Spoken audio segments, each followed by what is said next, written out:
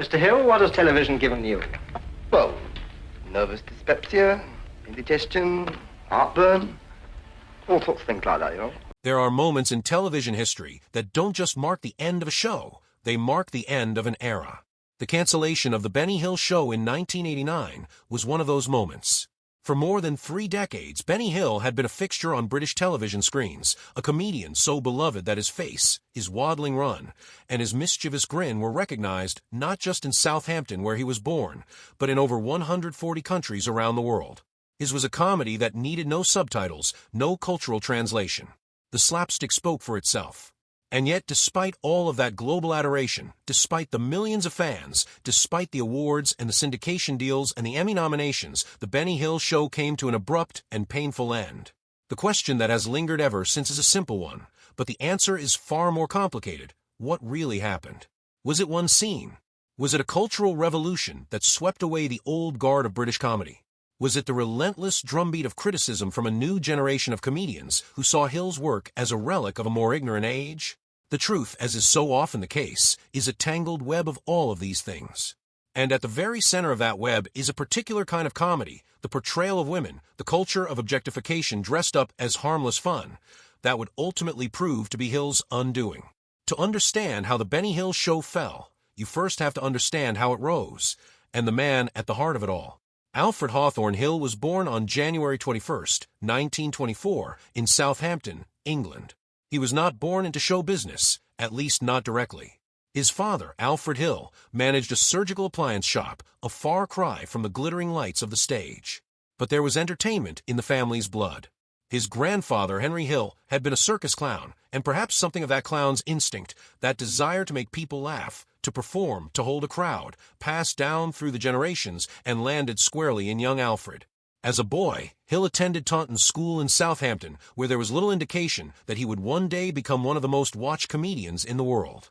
His early working life was marked by an almost comical variety of jobs. He worked at Woolworths, drove milk floats as a milkman, operated a bridge, drove trucks, and even played the drums in various settings. These experiences, as unglamorous as they were, gave Hill an encyclopedic knowledge of the British working class, the ordinary men and women whose lives and frustrations and small embarrassments would later become the raw material of his comedy. His path into entertainment began when he secured work as an assistant stage manager with a touring revue.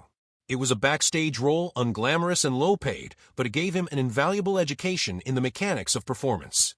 He learned about timing, about the relationship between performer and audience, about how a room could shift in an instant, from silence to laughter, from confusion to delight. When World War II broke out, Hill was called up for military service in 1942.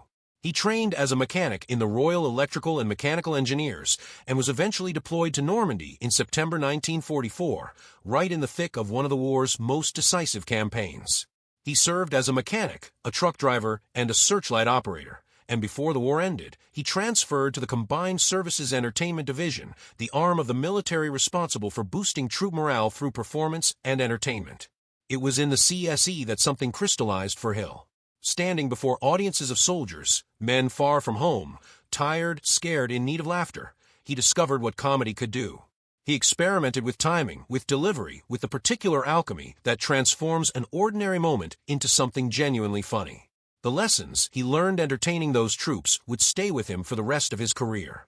After the war, Hill adopted his stage name, Benny, as a tribute to his favorite comedian, Jack Benny, the American radio and television star famous for his deadpan delivery and impeccable timing. It was a telling choice. Hill admired craft above all else, and Jack Benny was a craftsman of the highest order. Hill's professional breakthrough came through radio, which in post-war Britain was the dominant entertainment medium. On October 5, 1947, he made his debut on Variety Bandbox, a popular radio program that served as a launching pad for comedy talent.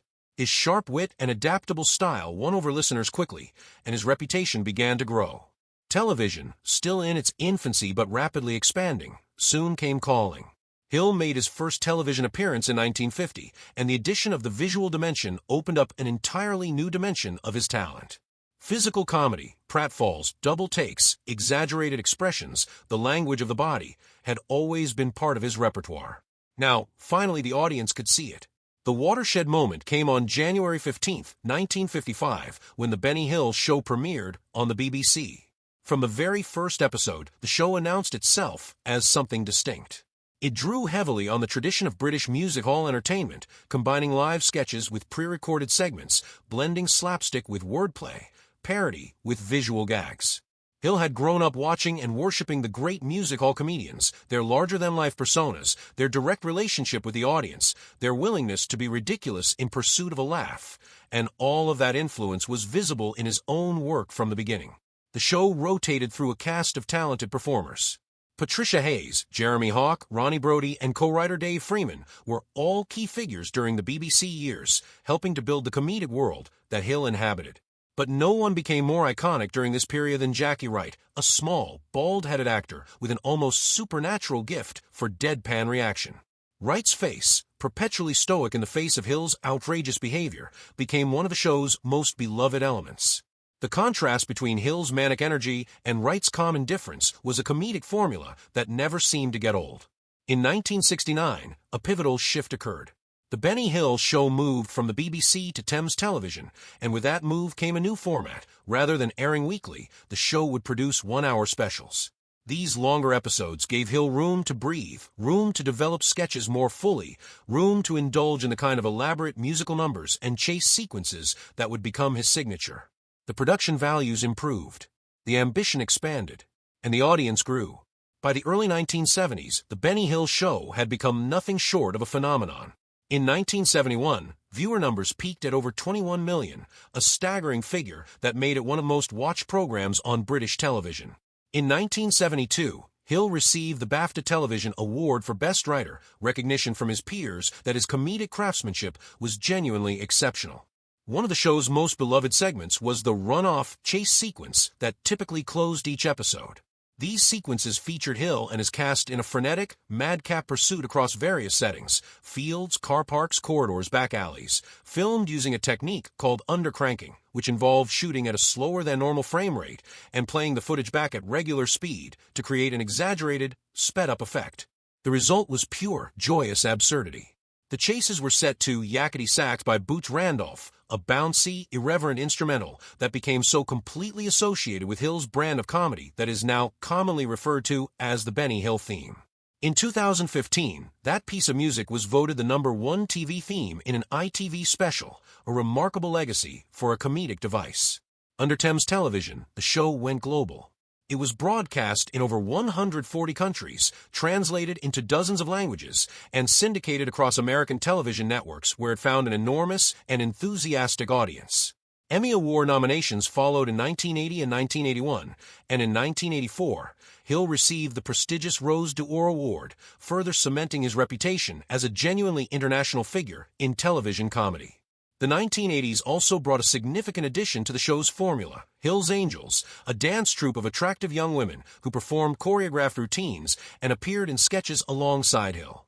Their presence added glamour and physical energy to the program, and individual angels, Sue Upton, who became a long-serving stalwart of the show, and a young Jane Leeves, who would later go on to international fame in the American sitcom Frasier, became beloved figures in their own right. And yet, even as the show continued to entertain millions, the first cracks were beginning to appear. It is impossible to point to a single scene, a single moment, a single broadcast, and say with absolute certainty, this is where it ended. But it is possible to identify the kind of comedy that became the focal point of the show's downfall, and to understand why, as the 1980s wore on, that comedy grew increasingly untenable. The sketch in question, the type of content that critics and opponents of the show increasingly seized upon, involved the spectacle of women being ogled, objectified, and reduced to the sum of their physical appearance. A parody of a beauty pageant, featuring scantily clad women subjected to the leering attention of Hill's character, was among the most cited examples of content that critics found not just dated, but actively harmful. The joke, such as it was, depended entirely on the audience sharing the assumption that women's bodies existed primarily for male entertainment, that there was something inherently funny about a woman being embarrassed, pursued, or reduced to a physical object. For much of the show's history, this kind of humor had passed largely without comment. The cultural context of post-war Britain, and indeed of the 1960s and 1970s, was one in which the public presentation of women in entertainment routinely involved exactly this kind of objectification. The Benny Hill show was not unusual in this regard. It was, if anything, relatively mainstream. But as the 1980s progressed, the cultural landscape was shifting dramatically. The women's liberation movement had profoundly altered public consciousness. A new generation of audiences was growing up with different expectations about what comedy could and should do. And a new generation of comedians, younger, angrier, more politically engaged, was arriving on the scene with a very different vision of what British humor could look like. The confrontation between these two worlds was inevitable. And when it came with considerable force. The most prominent and sustained public attack on the Benny Hill show came from Ben Elton, a young comedian and writer who had become one of the most recognizable voices of the alternative comedy movement. In January 1987, in an interview published in Q magazine, and in comments made on the television program Saturday Live, Elton leveled a remarkable accusation at Hill's show. He argued that it did not merely reflect sexist attitudes, but that it actively encouraged and perpetuated them, contributing to a culture in which women were made to feel unsafe in public spaces. This was a serious charge. It was one thing to call a comedy show dated or unfunny. It was quite another to argue that it bore some causal responsibility for real-world harm to women. Elton's position was that media representations of women as objects of pursuit, derision, and sexual spectacle were not merely symptomatic of a sexist culture, but were actively constitutive of it, that what people saw on television shaped how they thought and behaved in the world. The reaction to Elton's comments was immediate and polarized. Supporters of the show pushed back forcefully. Writers at various outlets argued that blaming a comedy program for assault statistics was not just unfair but intellectually absurd, a reductive logic that could be used to blame any form of entertainment for any social ill. One writer compared the criticism to holding concert pianists responsible for elephant poaching. Another described watching the attacks on Hill as witnessing something uncomfortably like bullying, a younger generation savaging an older man whose style of humor, whatever its flaws, had brought genuine joy to millions. Elton himself was not entirely immune from the reflexive process of self-examination. Years later, he appeared as a caricature of himself in the comedy series Harry Enfield and Chums, playing a character called Benny Elton, a politically correct spoilsport who is ultimately chased by angry women to the very tune of yakety sax. It was a moment of genuine wit that suggested Elton understood, on some level, that his own position had its own excesses. But the damage had been done. The conversation that Elton had forced into the open did not go away. The Broadcasting Standards Council, a regulatory body tasked with monitoring the impact of television content on society, was paying attention.